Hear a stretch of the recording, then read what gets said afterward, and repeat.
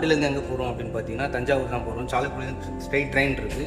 So ஒரு 11:30 மணி அந்த போல் தான் ட்ரெயின். ஸோ அதில் தான் வெயிட் பண்ணிகிட்டு இருக்கோம், ஒரு ரூமில் வெயிட் பண்ணிகிட்டு இருக்கோம். ஸோ ட்ரெயின் வந்தோடனே மார்னிங்கும் வந்து ஒரு 8 மணி அதுபோல் பார்த்தீங்கன்னா தஞ்சாவூர் போயிடுவோம். தஞ்சாவூரில் விளாக் எடுக்கிறோம். ஸோ ரொம்ப நாளாக பிளான் பண்ணிட்டு இருக்கோம் தஞ்சாவூர் போகணும் அப்படின்னு சொல்லிட்டு. Hello welcome to Balaji diaries. இப்போ நம்ம வந்து பார்த்திங்கன்னா தஞ்சாவூர் வந்து இறங்கியாச்சு. தஞ்சாவூர்லேருந்து ஸ்டேஷன் வெளியே போய்ட்டு ரூம் எடுத்துகிட்டு ஃப்ரெஷ் ஆகிட்டு ஸோ பைக் ரெண்டலும் எடுக்கலாம் அப்படின்ற மாதிரி ஒரு ஐடியா. ஸோ பைக் ரெண்டல் எடுத்து லோக்கல் எல்லாமே கவர் பண்ணலாம், பைக் ரெண்டல் எடுத்தால் ஈஸியாக இருக்கும் அப்படின்ற மாதிரி தோணுச்சு. ஸோ வாங்க போக வீடியோ கண்டினியூ பண்ணுறேன். வெளியில் வந்து விசாரிச்சதில் பழைய பஸ் ஸ்டாண்ட் போயிட்டோம் அப்படின்னா அங்கே ரூம் எல்லாமே சீப்பாகவும் கிடைக்கும், ப்ளஸ் வந்து கோவில் அது பக்கத்துலேயே இருக்குது அப்படின்ற மாதிரி சொன்னாங்க. ஸோ அதனால் நாங்கள் பழைய பஸ் ஸ்டாண்டு பக்கத்துலேயே ரூம் எடுத்துகிட்டோம். பைக் ரெண்டலும் கால் பண்ணி கேட்டு அங்கேயே வர வச்சு எடுத்தாச்சு.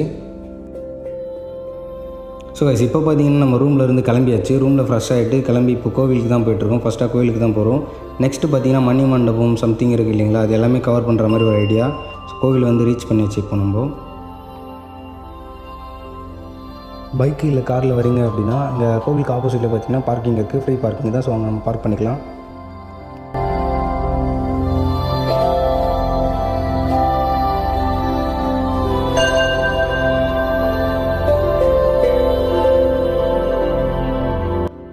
ஸோ கைஸ் ஃபைனலாக பார்த்தீங்கன்னா சோழர்கள் வந்த சோழ தேசம், அதாச்சு தஞ்சை பெரியவுடையார் கோவிலை நம்ம ரீச் பண்ணியாச்சு.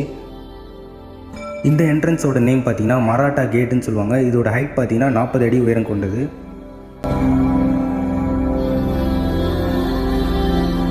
இங்கே பார்த்தீங்கன்னா இந்த கோவிலோட ப்ளூ பிரிண்ட் மாதிரி அதாச்சும் டாப்லேருந்து ஒரு வியூ வந்து போட்டிருப்பாங்க. அந்த காலத்துலலாம் ராஜராஜ சோழர் இந்த கோவில் கட்டும்போதே எவ்வளோ மழை பெஞ்சாலும் தண்ணி வந்து கோவிலுக்குள்ளே தேங்கக்கூடாது அப்படின்ற மாதிரி யோசித்து வடிகால் எல்லாமே அமைச்சிருக்காங்க. கோவில் 2 கோபுரம் தாண்டினதுக்கப்புறம் பார்த்தீங்கன்னா ஃபுல்லாகவே செக் பண்ணி தான் அனுப்புகிறாங்க. ஸோ மொபைல்லாம் வெளியே யூஸ் பண்ணலாம், ஆனால் செல்ஃபி ஸ்டிக்கும் சம்டைம் யூஸ் பண்ணக்கூடாது அப்படின்ற மாதிரி ஒரு சில கார்டெலாம் சொல்லிடுறாங்க.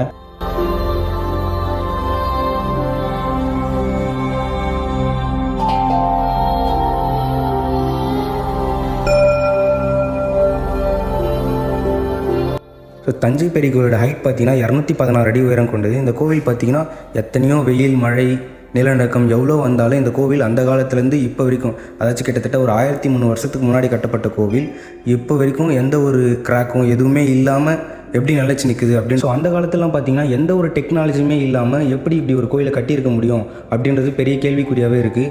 ஸோ இவ்வளோ டெக்னாலஜி இந்த காலத்தில் இருக்குது, இந்த காலத்தில் இப்படி ஒரு கோவில் கட்ட முடியுமா அப்படின்னு கேட்டிங்கன்னா எனக்கு தெரிஞ்சு வாய்ப்பு இல்லைன்னு தான் நினைக்கிறேன்.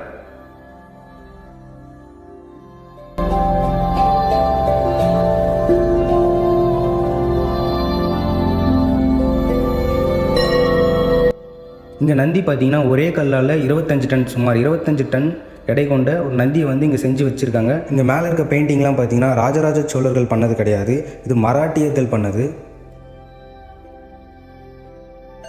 தஞ்சை பெரியவுடையார் கோவில், அந்த கோவில் பார்த்தீங்கன்னா சபிக்கப்பட்ட கோவில் அப்படின்ற மாதிரி சொல்கிறாங்க நிறைய பேர்.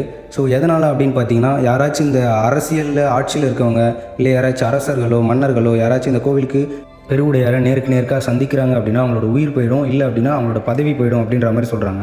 ஸோ அந்த கதைக்கு ஏற்ற போலே எம்ஜிஆர் காலத்தில் ஆட்சி செய்யும்போது அவர் வந்து பார்த்திங்கன்னா இந்த கோவிலை நேராக பெரியவுடையார் சந்திச்சார். ஸோ அதுக்கேற்ற மாதிரியே பார்த்திங்கன்னா அடுத்த வருஷமே அவர் உயிர் போயிடுச்சு. அதுக்கப்புறம் பார்த்திங்கன்னா பிரதமர் இந்திரா காந்தியும் அந்த கோவிலுக்கு போயிருக்காங்க. அவங்களும் பார்த்திங்கன்னா ஒரு 2-3 வருஷத்தில் வந்து இறந்துட்டாங்க.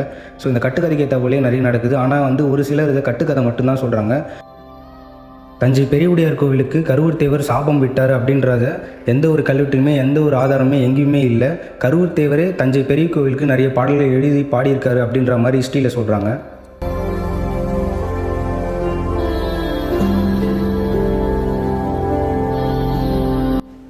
அந்த கோபுரத்துக்கு மேலே இருக்குது பார்த்திங்களா, அந்த கோபுரத்துக்கு மேலே இருக்கிறதுக்கு பேர் சிக்காரம்னு பேர். அது 81 டன் எடை கொண்டது. இந்த 81 டன் அந்த காலத்தில் எந்த ஒரு டெக்னாலஜியுமே இல்லாமல் எப்படி மேலே கொண்டு போயிருப்பாங்க அப்படின்றத வந்து நிறைய கேள்விக்குறியாகவே இருக்குது.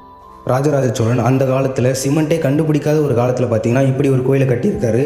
இது பெரிய ஒரு ஆச்சரியம் தான். இவர் பார்த்திங்கன்னா இந்த கோவிலுக்கு பேஸ்மெண்ட்டே ஒரு 5 அடி தான் போட்டிருப்பாரு.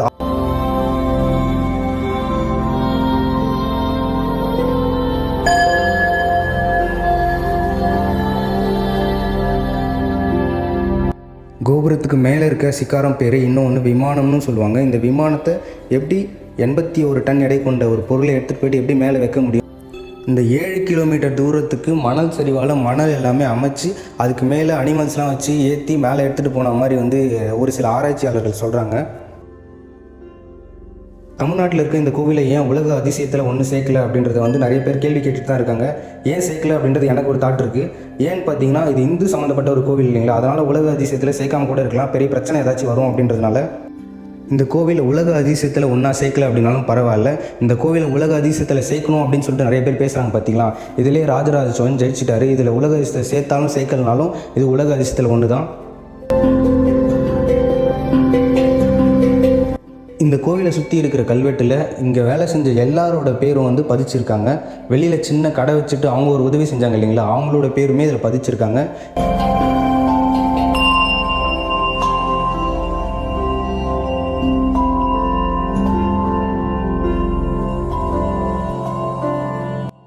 இந்த கோவிலோட கட்டுமானமே பார்த்தீங்கன்னா ஒரு கல்லுக்கும் இன்னொரு கல்லுக்கும் நடுவில் சிமெண்ட்டு சுண்ணாம்பு எதுவுமே கிடையாது. அப்படியே 1 by 1 தான் நிற்க வச்சுருப்பாங்க. அந்த காலத்தில் இப்படி ஒரு கோவில் கட்டி இன்றைக்கும் நிலைச்சி நிற்குது அப்படின்றது தான் ஒரு ஆச்சரியமான ஒரு விஷயம். இந்த கோவிலில் கருவறையில் இருக்க சிவலிங்கம் இந்தியாவிலே இருக்க பெரிய சிவலிங்கம் அப்படின்ற மாதிரி ஹிஸ்ட்ரியும் இருக்குது. இந்த கோயிலை கட்ட ராஜராஜ சோழன் எந்த கோயிலை இன்ஸ்பயர் ஆகி கட்டியிருப்பார் அப்படின்னு சொல்லிட்டு தேடி பார்த்ததில் காஞ்சிபுரத்தில் கைலாசநாதர் கோவில் அப்படின்ற மாதிரி ஒரு கோவில் இருக்குது. அந்த கோவிலை பார்த்தீங்கன்னா இன்ஸ்பயர் ஆகி தான் இந்த கோயிலை கட்டியிருக்காரு அப்படின்ற மாதிரி ஒரு சில ஹிஸ்ட்ரியும் இருக்குது. ஸோ மார்னிங் எல்லாமே பார்த்தீங்கன்னா ஓரளவுக்கு வீடியோ எல்லாமே கவர் பண்ணியாச்சு. ஸோ ஈவினிங்கும் பார்த்தீங்கன்னா ட்ரெடிஷ்னலாக ட்ரெஸ் போட்டுட்டு திரும்ப வரலாம் அப்படின்னு சொல்லிட்டு ஒரு ஐடியா. ஏன்னா பார்த்தீங்கன்னா எங்களுக்கு நைட்டு 11 மணிக்கிட்ட தான் ட்ரெயின், அதனால் வந்து ஈவினிங்கும் வரோம். ஸோ வாங்க. ஸோ கைஸ் திரும்பவும் பார்த்தீங்கன்னா சன்செட் ஆகிற டைமுக்கு கோவிலுக்குள்ளே வந்தாச்சு. இந்த டைம் கரெக்டாக இருக்கும்னு நினைக்கிறேன்.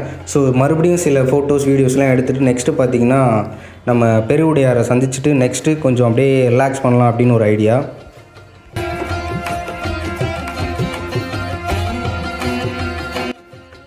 கோவிலில் கருவறையில் இருக்க என்ட்ரன்ஸை விட சிவலிங்கம் பெருசு அப்படின்ற மாதிரி சொல்கிறாங்க. ஸோ சிவலிங்கம் பெருசாக இருக்குது, இந்த என்ட்ரன்ஸ்குள்ளே எப்படி கொண்டு போயிருப்பாங்க அப்படின்ற மாதிரி ஒரு கேள்வி இருக்குது. இது பார்த்திங்கன்னா ராஜராஜ சோழன் அந்த காலத்தில் சிவலிங்கத்தை உள்ளே வச்சதுக்கப்புறம் தான் பார்த்திங்கன்னா கோவிலே கட்ட ஸ்டார்ட் பண்ணார் அப்படின்ற மாதிரி நிறைய ஹிஸ்ட்ரியும் இருக்குது. ஸோ நெக்ஸ்ட்டு வந்து பார்த்திங்கன்னா நம்ம உள்ளே போய்ட்டு சாமி பார்த்துட்டு வெளியே வந்தோம் அப்படின்னா இருட்டிட்டோம்னு நினைக்கிறேன். ஸோ அதுக்கப்புறம் லைட் போடுவாங்க. ஸோ வெயிட் பண்ணி பார்க்கலாம், வாங்க உள்ளே போய்ட்டு வரலாம்.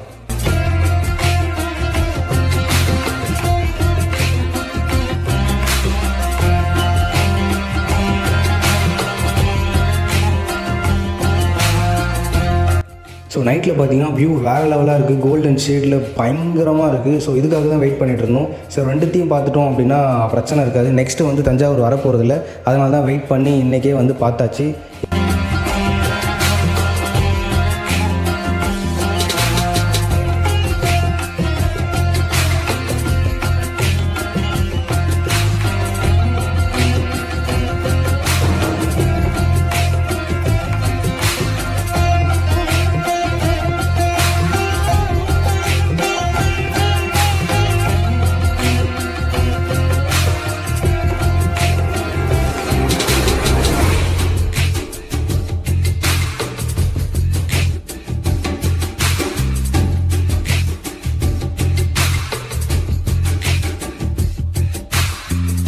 இங்கே பார்த்தீங்கன்னா ஒரு குச்சி எடுத்து இப்படி விட்டோம் அப்படின்னா அந்தளவுக்கு பயங்கரமான ஒர்க் பண்ணியிருக்காங்க.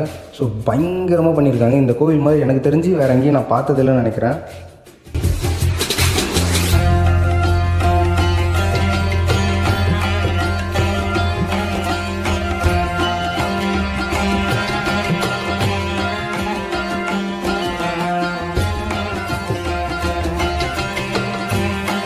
ஸோ ஃபைனலாக பார்த்தீங்கன்னா விளாக் ஃபுல்லாகவே ஓரளவுக்கு கவர் பண்ணியாச்சு. ஸோ நெக்ஸ்ட்டு பார்த்தீங்கன்னா நமக்கு நைட்டு ட்ரெயின். ஸோ ரூமில் போய்ட்டு லைட்டாக ரெஸ்ட் எடுத்துகிட்டு நெக்ஸ்ட்டு அப்படியே ட்ரெயின் ஏறி ஹோம் டர்ன் போகிற மாதிரி ஒரு ஐடியா. ஸோ இந்த வீடியோ இங்கே ஏன் பண்ணிக்கலாம்னு நினைக்கிறேன். நான் இன்னொரு வீடியோவில் உங்களை சந்திக்கிறேன். ஸோ அப்கமிங் நிறைய விளாக்ஸ் இருக்குது, வெயிட் பண்ணி பாருங்கள்.